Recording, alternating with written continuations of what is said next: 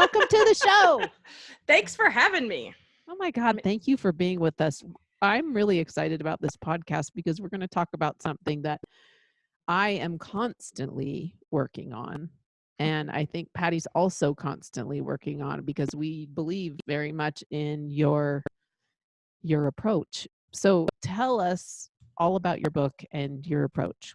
Let's just go big real fast. Wow. Okay. Jumping right in right Jump away. right in. Well, my book is called The Happier Approach, and I wrote it shortly after my dad died, and partially because I couldn't really do anything extroverted. And so writing a book was something that seemed like a great idea at the time. Mhm. And it really is like a love letter to my dad, who struggled with his inner critic his entire life. So even though he was a successful person, he raised an amazing daughter and two amazing sons, he still thought he was a failure. You know, the day he died, he thought he was a failure. And I thought to myself, why are we doing this to ourselves? You know, why we are so successful in so many ways and we are still beating ourselves up all the time. So, and I was disgruntled with the was out there because it always talked about this and that you were supposed to love yourself. And I, even as a therapist, stop for a second, Nancy. We're having like we have somebody that helps us edit this. So when that you just cut out, and I think you were saying something kind of important. Well, I think you were trying to tell us that you were talking about the inner critic, and yeah, we're having like some. Are all of our computers turned off? Like, is it us? Let's just kill a video because nobody watches them anyway. Yeah, we could do that. Are you still there? He froze on us.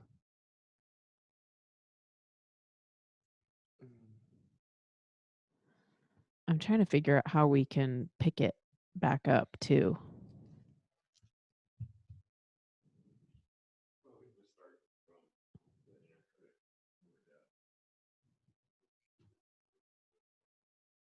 Yeah, let's check to make sure. I kind of don't think it's us because she just dropped off.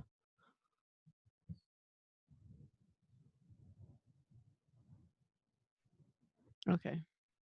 I look tired today.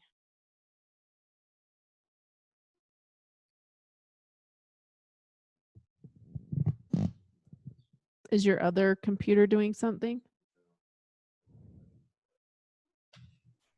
Okay, I switched computers. Okay. And we're doing a few things here too to see if we can.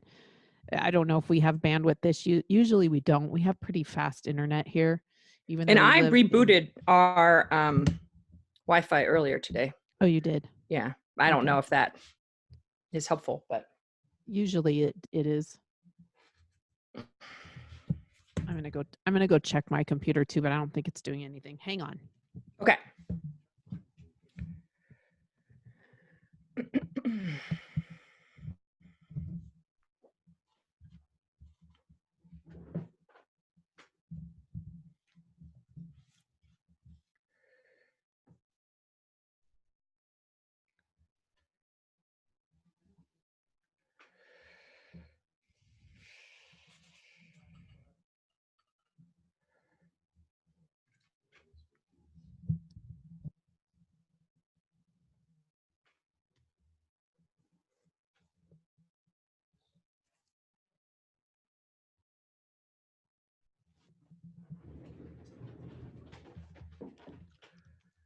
Just in case it was us, we want to.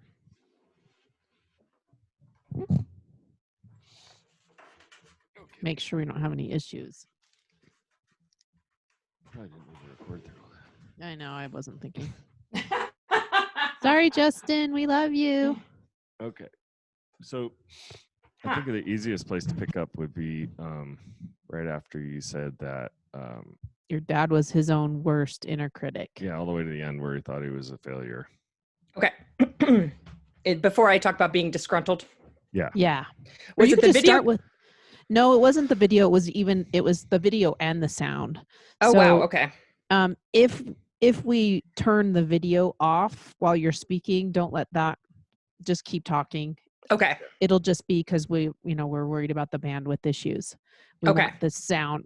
Again, Patty mentioned, like, some people watch the video, but very few. It's mostly, Yeah, it's about the audio. it's mostly the audio. So that's what Okay. we want to be really good. But she could just start with, I was really disgruntled, and then just pick up from there. Okay. All right. So I was really disgruntled with what was out there as far as how to deal with your inner critic. I call your inner critic the monger, because a monger is something that spreads propaganda. And that's what our inner critic is doing. Our monger is spreading propaganda. But there was something, everything would say, love yourself no matter what. And I just had no clue what that meant. I didn't understand how you were supposed to love yourself no matter what, because I hadn't done it, because I believed I needed that inner critic I wouldn't get anything done if I didn't have that inner critic. And so the piece that I think is missing from a lot of stuff out there about inner critic is what I call false self-compassion. I call that we have 3 characters in our brains. One of them is a monger. One of them is a BFF. And the BFF is the counter to the monger. It's like the devil angel analogy. So the BFF is like, go ahead, do whatever you want to do. You deserve it. Eat that other cupcake. Eat, have that third drink. No big deal. She's constantly relieving the pressure of the monger. And so we think we're being kind to ourselves and loving ourselves no matter what, but it's another form of sabotage. And so these 2 characters go back and forth and back and forth. That is where anxiety comes from, is we're fighting these 2 characters all the time.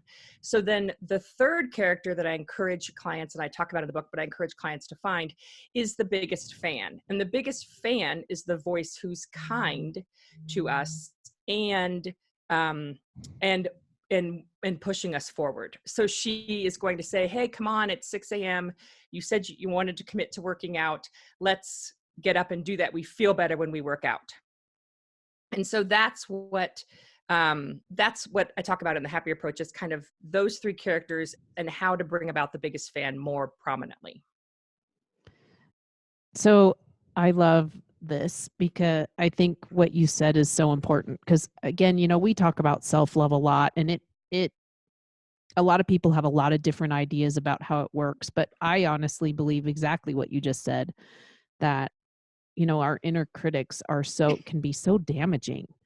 And I've never heard it described like that, with the best friend and the monger, the angel and the devil, who are both sabotaging, and that you have to find this biggest fan. So talk. Well, actually, it sounds like, to me, the confusing part would be sometimes mixing up the BF and the BFF.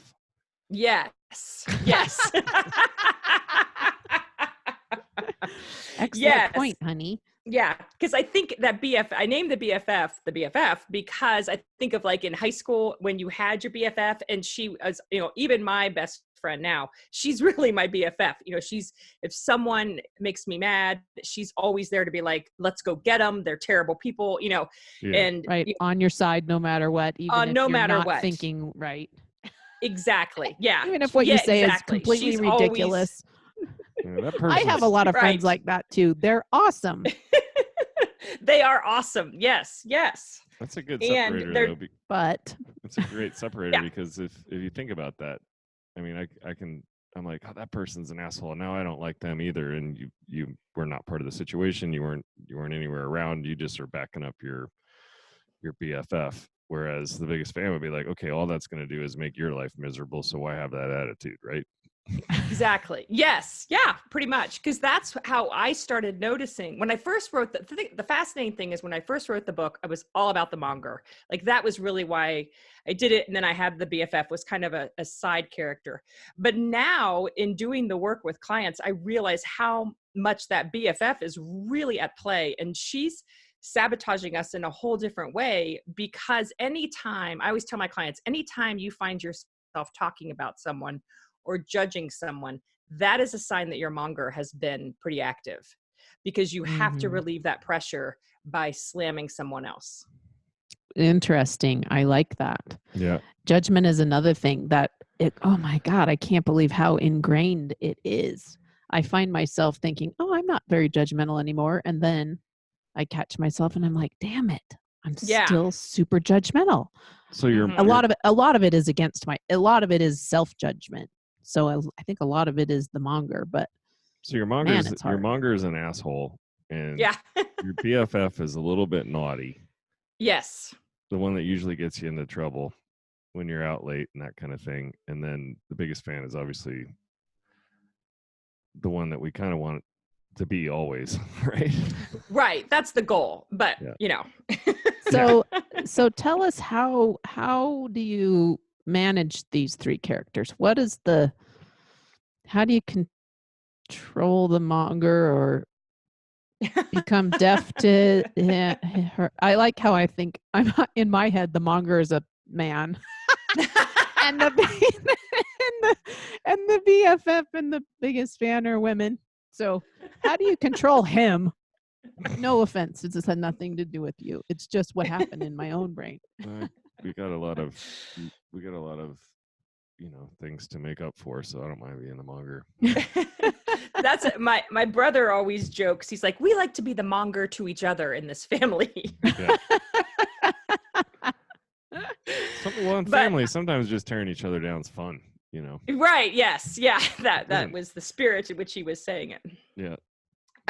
But so what I found in researching and working with clients and my own stuff was, and I was, to be honest, was a little disappointed in what I found, in that the biggest thing that people don't do when they are being overwhelmed by their monger is they don't feel anything. So the first step, I have a 3-step process, and the first step is so it's ask is the 3-step process, but the first step is it's acknowledge your feelings. And so I do a lot of work with people on just owning that they even have feelings, because a lot of times my clients who have anxiety, everything's fine. I'm fine. Everything's fine. And they just skate across the surface of life dealing with their anxiety, and they never drop down to experience the sadness or the anger or the disappointment or the insecurity that they're really feeling. And so that gives, if they don't drop down and get to the source, which is the feeling, the monger can just chat away all day long. And so I am a master, as my husband always jokes. I thought you took your feelings and put them buried them deep inside and hid in a box and hid the key, because it was just, I'm not wired naturally to think about what it is I'm feeling. I was wired to ignore my feelings as much as possible. And that, me too. yeah. I think Paddy too. Well, yeah, the only feelings that my family would express would probably have been anger. Which technically isn't even a root feeling. It's a manifestation of hurt or whatever, but yeah, but it is, we did not learn how to do that. And, I was having drinks with a friend last night, and she was saying, or there's people that all they do, they feel a feeling and they swim around in it, and they, their feelings are on their sleeves, and they're very aware of what they're feeling, and they can get stuck there. And I think that is the minority of people, but that is what everyone is very afraid of. Yeah. No one wants to be that person. No one wants to be stuck in the pit of despair. The energy vampire. Yes. Right. Yeah. And so because that energy vampire has become such a fear, we don't, and that's way over on the continuum. Mm-hmm. But most of us live on well, then I'm not going to acknowledge anything. And so it's simply just labeling the feeling. So I will hear my monger talking, and she's like, "You're such an idiot. How could you do this? Oh my gosh." She was doing it right before this podcast. I had a half an hour, and I had to eat lunch, and I had to answer an email, and I had all this stuff that I needed to do. And I also wanted to have time to ground myself before the podcast, blah, blah, blah. And my monger was like, "You're failing yet again. You're such a loser." And it wasn't until I stopped and was like, "What's really going on here? What am I really feeling?" And I was like, "Oh, I'm nervous about this podcast, and I'm afraid I'm going to mess up, or I'm going to say something stupid." And just giving myself that permission to own that, not journal about it or call my husband and do some big thing just to give myself permission to be like, oh yeah, that makes sense. That's okay. And so often when we do finally acknowledge a feeling, then we have to justify, prove, or defend it instead of saying, I'm feeling it, therefore it's okay that I'm feeling it. If I'm feeling insecure, then that's what I'm feeling right now. You can't talk me out of that. But that doesn't mean I need to act on that and call you guys last minute and be like, oh my God, I can't do it, I'm too stressed. No, that means I got to figure out a way through this. But I can't do that until I acknowledge it. And I also talk to one thing that you said. You don't need to really worry about saying something stupid. You're in a totally safe space here. And mostly I say mostly because we say a lot of stupid stuff. I say something stupid on every single podcast. So it's basically a 3-way race right now. That's part of what we love about our brand, like we fuck up all the time. We are not so perfect. And the people that pretend to be perfect, we know they're pretenders. It's a great cop out too. People are like, you said this and I'm like, well, we're not perfect. Well, yeah, we messed up. Right. Totally. To be expected. Yep. So it's interesting. So you've been doing this work for a long time. Yes. And your monger is still like, do you think the monger ever goes away, or it's just one of these things where you live with that? You learn to manage the monger. Yes. You learn to manage the monger. That's what I totally, that's what I believe. You learn to manage it. And you've never met anybody who's killed the monger? No. You just try to increase the awareness of it because it's always going to be there, right? Yeah. It's Nancy, that's not what I wanted you to say. It sucks. I know. No, but I mean, reality's good. Reality's good. Yeah. And because I even said to a client recently, she'd been working with me for a couple months and she just now started really being able to do what I talked about a half an hour ago. Yeah. That she could notice the monger and then take action. And I said, noticing the monger is 80% of the battle because we let her play there unconsciously and we don't notice her. And I said, now the work begins to really start managing her. And she was like, what? What are you talking about that I just started? How can I just have started this? Yep. It'd be kind of cool to keep track of it for like a week or 2 weeks where you just write down the 10 worst things that your monger said to you today. Oh my God, my monger just said to me? Yes, it is, because that's how I really started noticing what she was saying is I would get in the car and just say out loud all the stuff she had said to me. And when I could hear it, I was like, whoa, man, she's a bitch. Yes, this is nasty, and I have, I believe everyone has a monger, but I do believe some people have their monger runs their life more than others. And so some people are able to ignore it or shut it down, or they can live kind of with it. And then there are other people that it is just the driving force. Yeah. Hey, Nancy, I'm going to ask you to turn your video off because the sound is pretty good.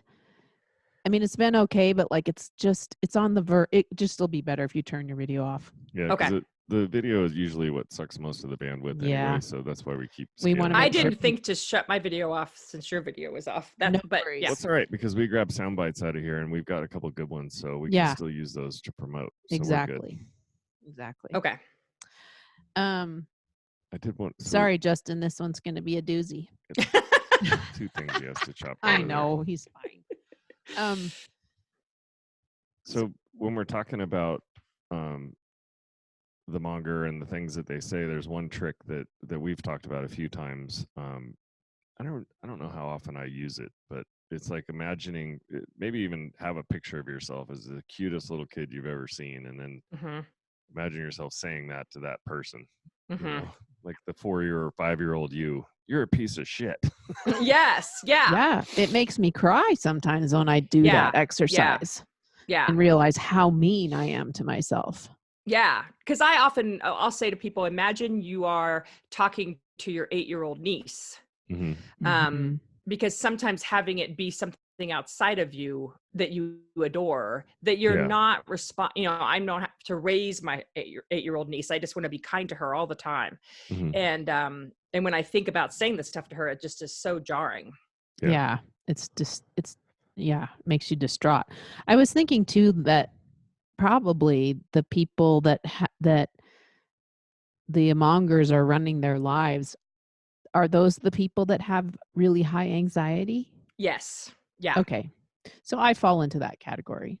Although Yeah. I've done so much work in the last few years that my anxiety is usually manageable unless I'm doing something really crazy, which I do all the time just to push myself, which I don't know how smart that is, but Your TED Talks.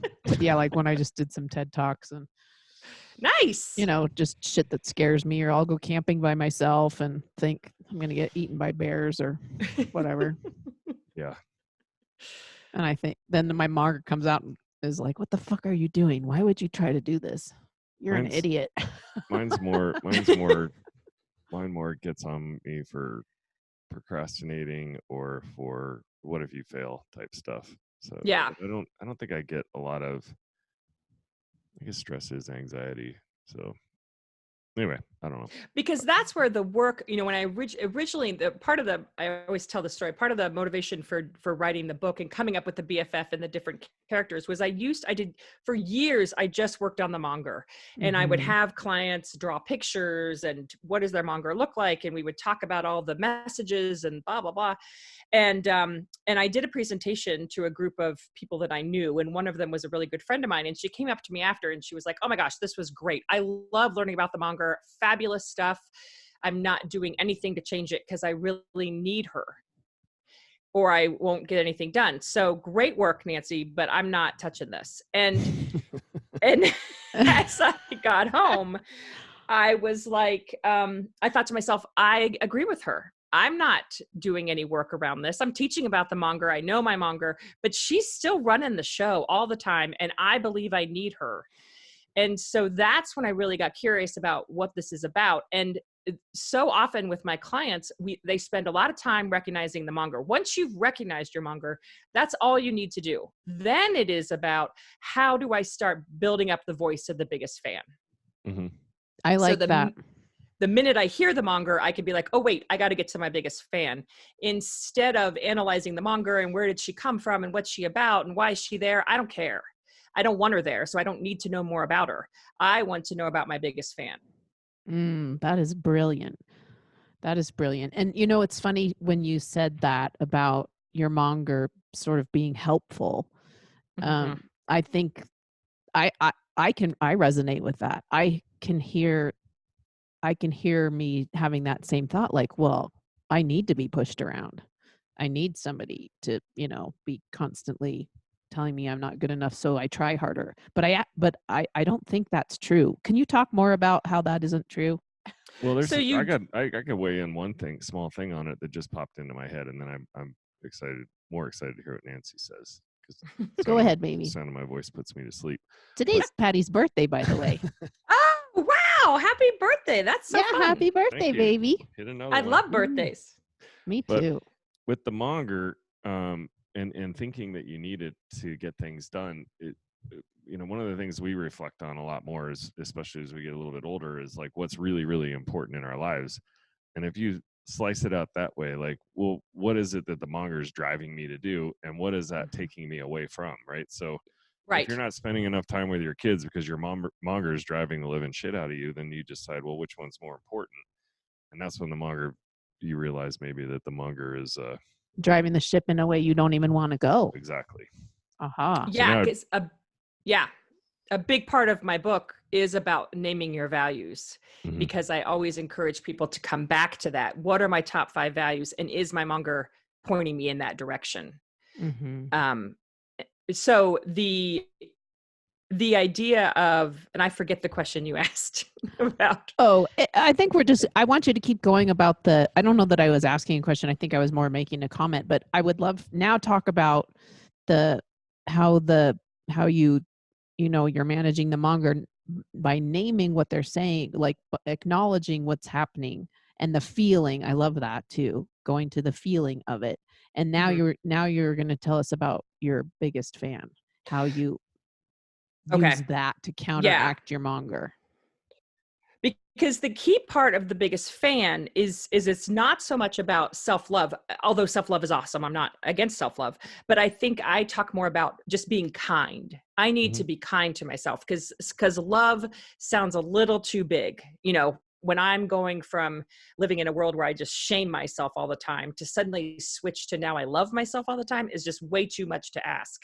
But I can be kind to myself. And so the second step in that ask, whatever it is, phraseology is ask. A is acknowledge your feelings. S is slow down and get into your body. And so that I encourage people to do like a big body movement, not just take a breath, which is the common one, but to stand up and wiggle or stretch or to feel that you have a body.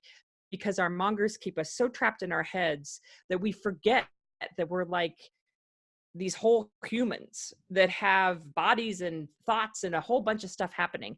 And I encourage people to do that second after they acknowledge their feelings. Because when you are in the midst of a monger attack, as I call them, I'll be flipping out about something. I'll come downstairs to my husband and he'll say, "Oh, I think you should take a breath." And when he says that to me, I just want to punch him in the face because I don't want to take a breath at that point. Yeah. Yep, we can relate. I'm hopped up. I got stuff to talk about. You know, I don't want to be taking a breath. And so if I acknowledge my feelings, that's kind of a mental exercise that I'm willing to do in that moment, but I'm not willing to slow down because I'm enjoying all the energy that's happening.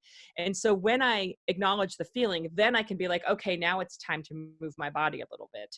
And then the last step is K, kindly pull back and see the big picture, because our mongers keep us stuck in a black and white world.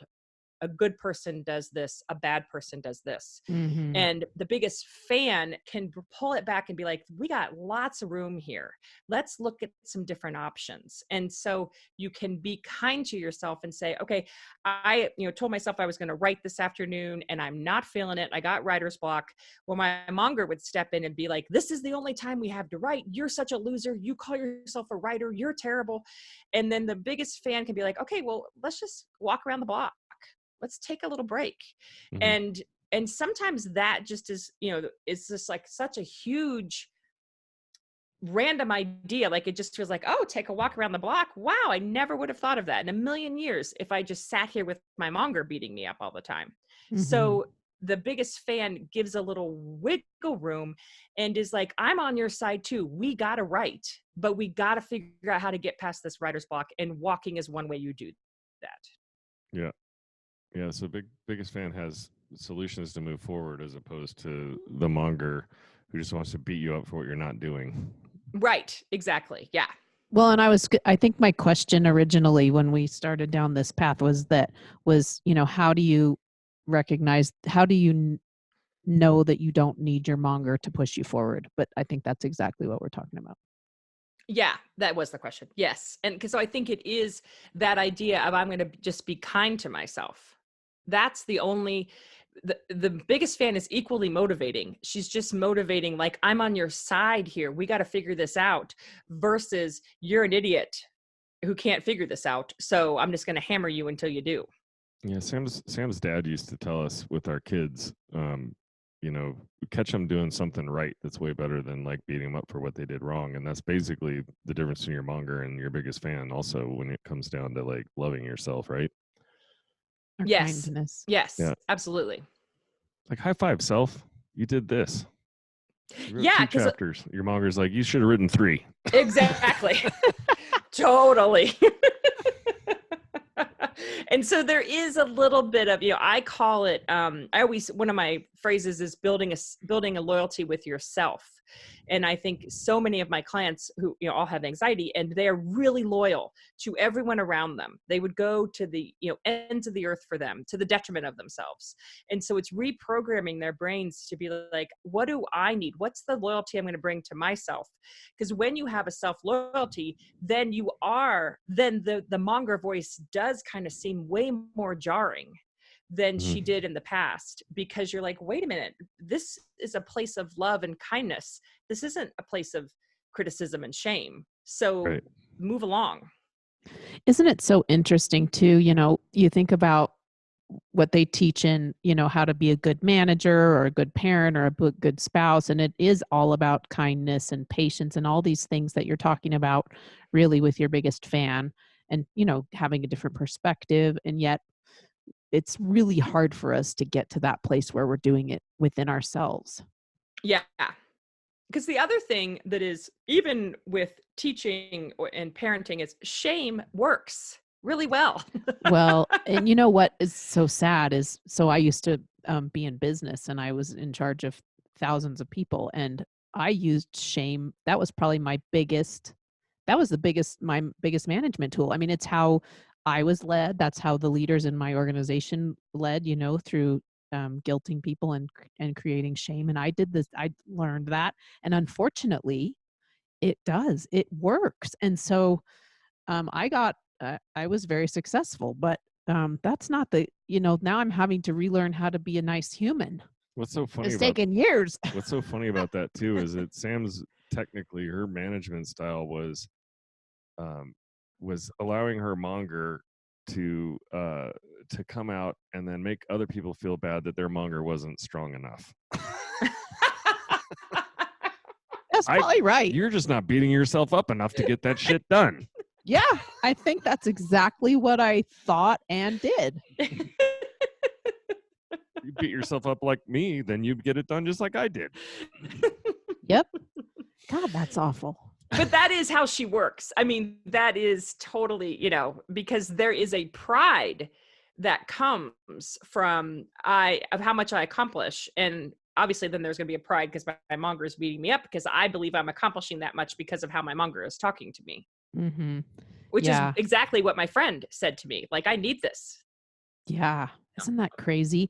And so I've had this idea. I don't know. It's not unique to me. It's not original. I read it somewhere, but the idea is that it's not so much what I'm doing, but who I'm being while I'm doing it.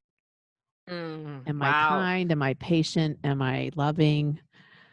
No matter what I'm doing. And am I doing that? Like, that's one of my big things I'm focused on. Like, am I being kind, patient, and loving to myself? Am I being kind, patient, and loving to everybody else, no matter what I'm trying to accomplish? Because I think, to your point, I mean, we're only on the earth for a little while. Is it really about what we accomplish? I don't know.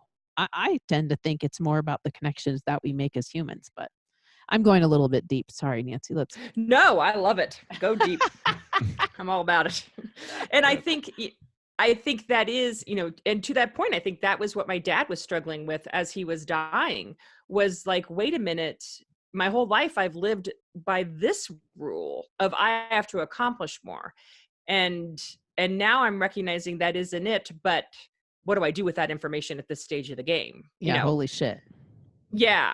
Yeah, it was a little, and that, and my dad was one of the kindest people to other people, but he was just not kind to himself. How did you know that about him? Just out of curiosity? Just in conversations we would have. Yeah, where he's just really hard on himself. Yes. Always super hard on himself. And it never was good enough. And even when he would be, he had Parkinson's with dementia, and he would be, I'd go visit him and he'd be laying on the couch and he would still litany off to me, the things he didn't do. Yeah.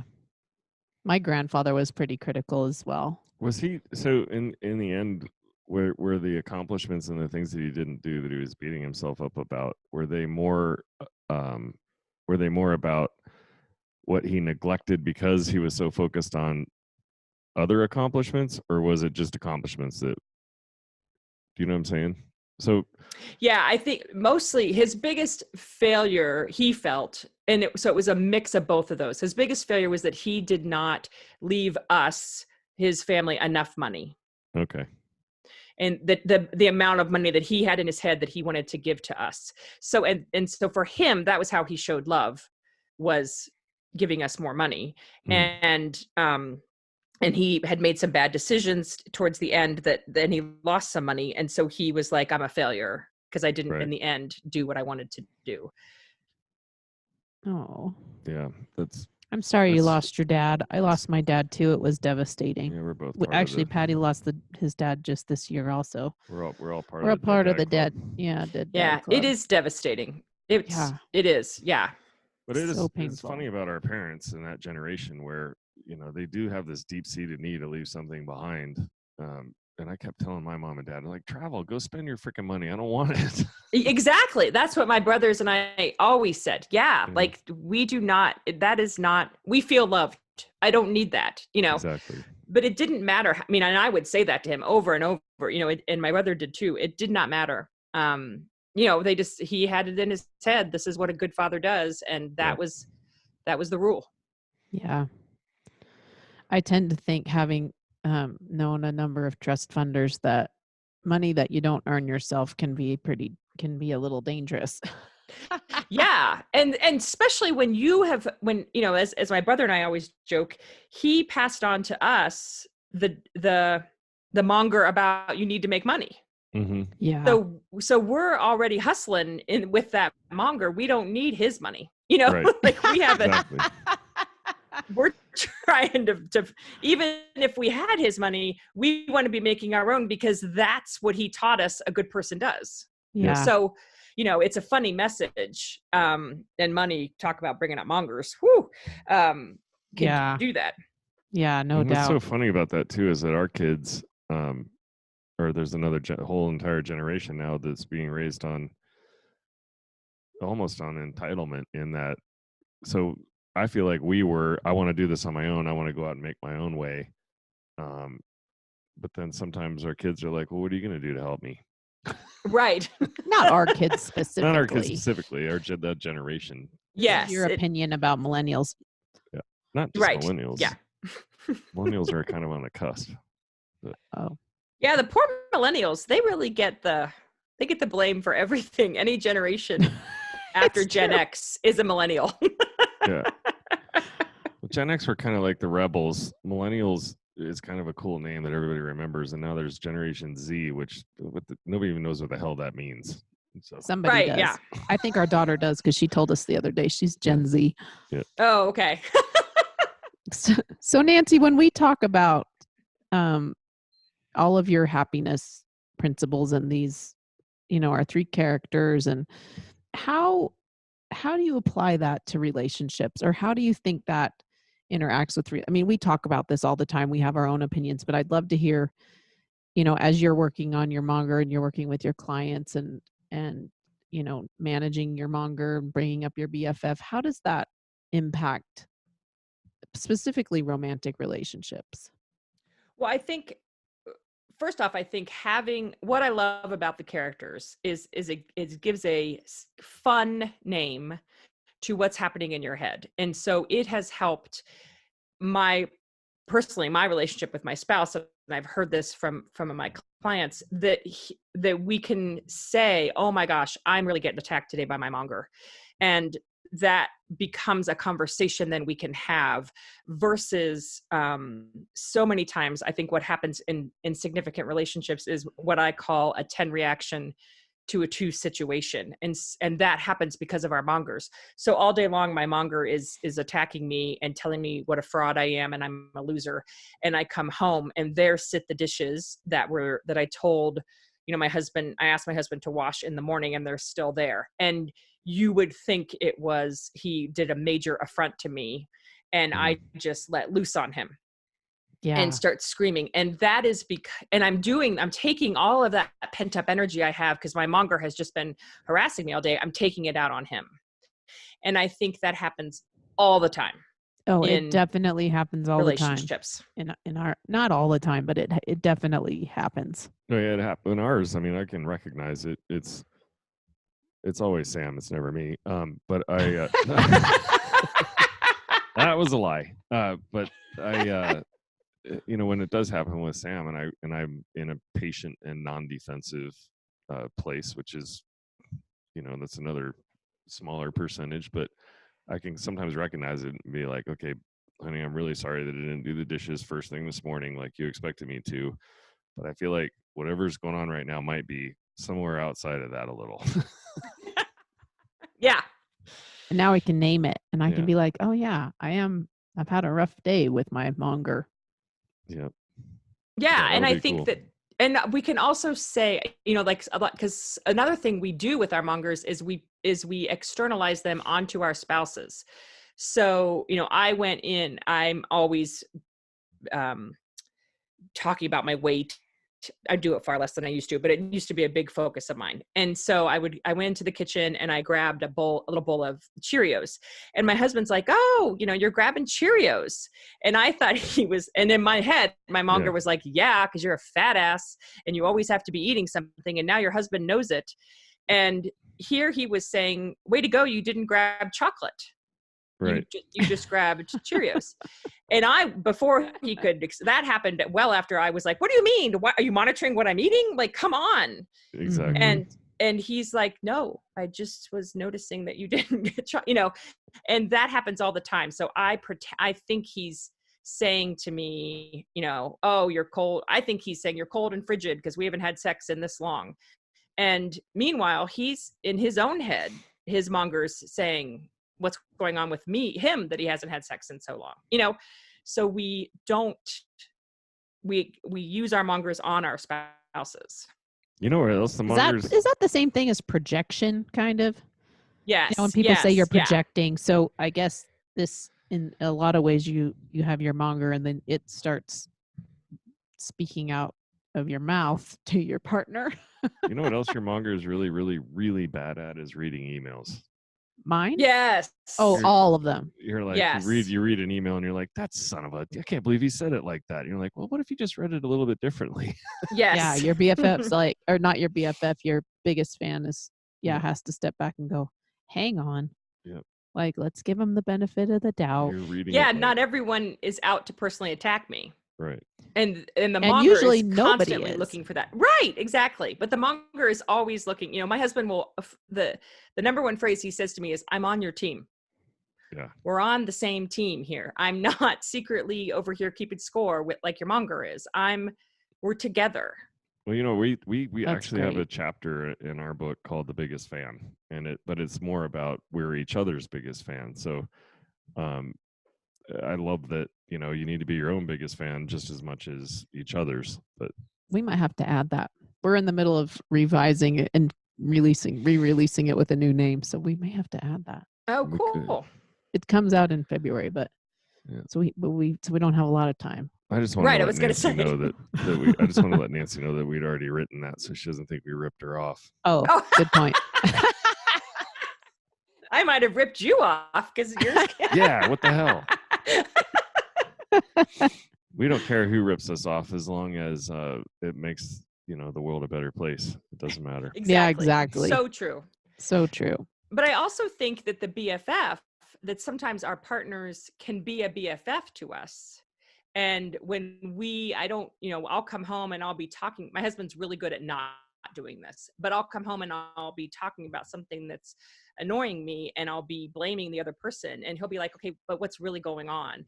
Versus, "I know she's such a bitch, blah, blah, blah, blah, blah," like joining me in amping it up. He Right. will help me bring it down. And I think that is necessities. We need that from our partners to not engage in our BFF banter, but really take it down a notch. Yeah, I mean, there's a fine line there, right? Well, there's a validation where you say, "I can totally understand why you would feel that way." Yeah, and that the must validation of the feeling, I think, is important. Is key. And that is must key. suck. So tell me about how that makes you feel and why. Because now we're getting to the root. Yeah, and then you can getting curious, just like your husband does, is right. It works great. But I think you're right. Like, you can go BFF and be like, "Yeah, that fucking dick at work," and that just makes the whole thing worse, because now you're feeding into their judgment. And well, I mean, it's a natural instinct to want to protect those we love, so it's an easier place to go. But that's true. Anyway, so I have a question that's semi-related to the topic so far, but we talked a little bit in the beginning before we jumped on about the uniqueness of our relationships and how everybody has their different tricks and things like that really work in their relationship. And What do you think are like 2 or 3 of your top most successful relationship tricks that work for just you all? And they're not going to work for everybody, but I mean, we love getting new ideas and hearing what other people do that works on this podcast. Well, I think really being able to, for us, the number one thing is being able to own when our monger is talking, and to be able and also to be able to point it out to the other person, to say, hey, I think that's your monger. And to do that we do that enough now that it's not, I think that can be hard because you can get defensive. Like, no, it's not my monger. What are you talking about?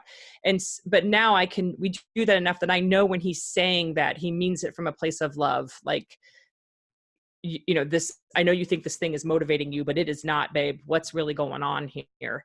Mm. And, that has really helped us. And also being able to say, what are you feeling? And even I have a feelings sheet that I give to clients, and it's a magnet, and we have it on the refrigerator, and we'll say, I think you should go check the feelings sheet, because that's a way to just be like, what are you feeling? And because sometimes it's hard to come up with what you're feeling, because you're just feeling a ton of stuff in the moment. And so doing that, I always feel a little dorky when we do that, because that's my own crap around feelings, and they make me feel dorky, even though they are, in my opinion, the number one way to ease anxiety and all this inner critic stuff. It only makes your monger feel dorky, not you. Exactly. So true. It's so true.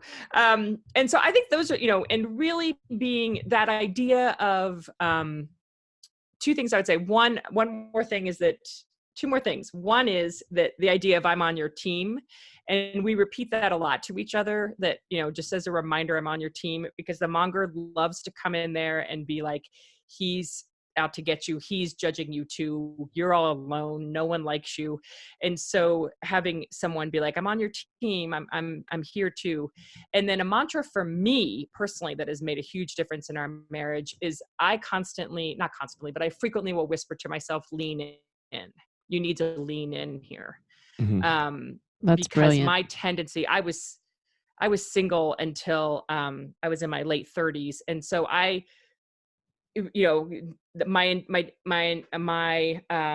default is I can handle this. I can do it all on my own.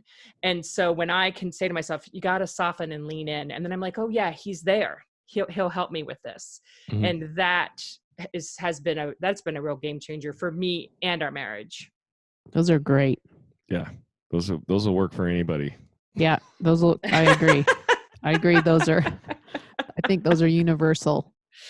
And then the other, I got one more, because was my husband said to me when we got married, he said, the one thing we're not going to do is we're never going to keep score. And he had been married before, and that was one of the things that he hated in their relationship. And that is a hard one to not keep score. And we don't have kids, so I think that's especially hard when you have kids. But I see it all the time within my friends and in my clients, those that keep score, man, it is hard to unhook that and feel that sense of team if I am tit for tatting on everything you do. That's true. And, I was just reading something yesterday that was talking about the marriage of reciprocity, which is the same idea, right? That you're always trying to keep score and, I did this, you do that. Yeah. The give and the take. And it is damaging. And this, it was actually something Hal Elrod had written. And he was saying in there that his goal is to selflessly add value to everyone that he meets. And then he realized he wasn't doing that with his wife, and had to look himself in the eye and say, damn it, the one person I'm not doing this with is her. And that's where I need to, that's the most important place to do it.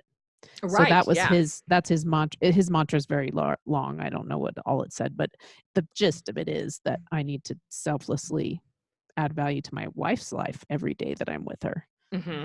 I don't like the word selfless that much, because I don't think it's realistic. And I it doesn't feel kind and nurturing, but I understand where that came from. It's a Yeah, place of I agree it with you. comes from a place of loving and kindness, but Yeah. Yeah. I mean, we can nitpick it, but we don't need Right. But it goes Get the back to the gist. idea of being your partner's biggest fan. to.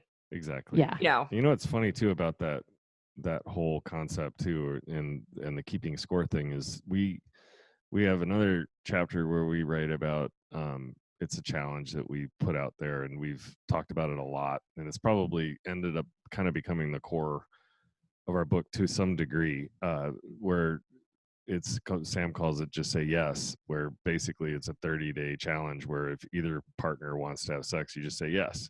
Mm. And when we've coached a few people through it, what ends up happening when it doesn't work, it's because they're keeping score. They're like, well, his love language is touch, so I'm the one just saying yes, but he didn't do any extra dishes and he didn't do any extra cleaning, and Yeah. you know, He didn't do he anything. didn't speak my love What have language you done more, for so we me quit. lately? I was like, I'm not Right. doing this anymore. Yeah, that is when it fails. It's interesting. Yeah, I Nancy, can see that.